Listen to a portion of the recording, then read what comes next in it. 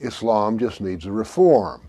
Well, why does it need a reform? Well, then it would be nicer without that jihad business. So let's just reform it. Here's the bad news. I'll start off with it. It is impossible to reform Islam. What do you mean you can't reform it? I want to demonstrate that to you. It's almost like a mathematical business.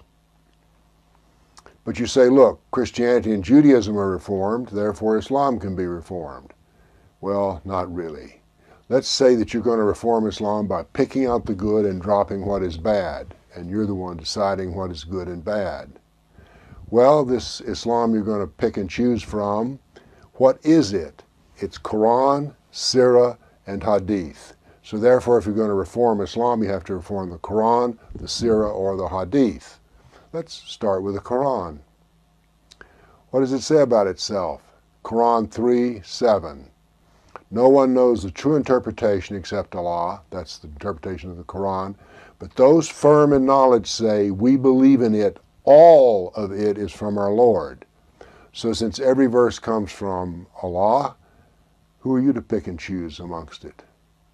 Here's an example that you don't even know how to pick and choose anyway. Quran 2:216. Fighting is prescribed for you and you dislike it.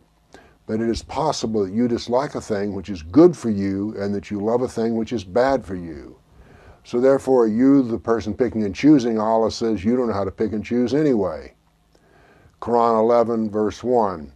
This is a book whose verses are perfect. So every verse is perfect. Who are you to say they're not? Quran 5 verse 3. This day I've perfected for you your religion and completed my favor upon you and have approved for you Islam as religion. Its religion is perfect. That includes Quran and Sunnah. What are you going to do about that? How do you reform perfection? Look, Islam is perfect in its entirety and each individual part. Every verse, every sentence, every hadith is perfect. Muhammad's the perfect model for a human life. There's 91 verses in the Quran which say so. So therefore his Sunnah is perfection. There's not good Sunnah and bad Sunnah. It's all Allah's perfection.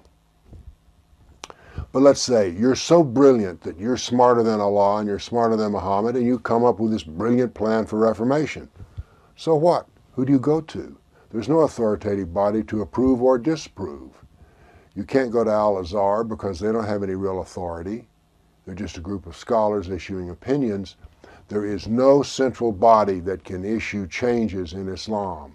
So your brilliant reformation plan doesn't have anywhere to go. No one cares.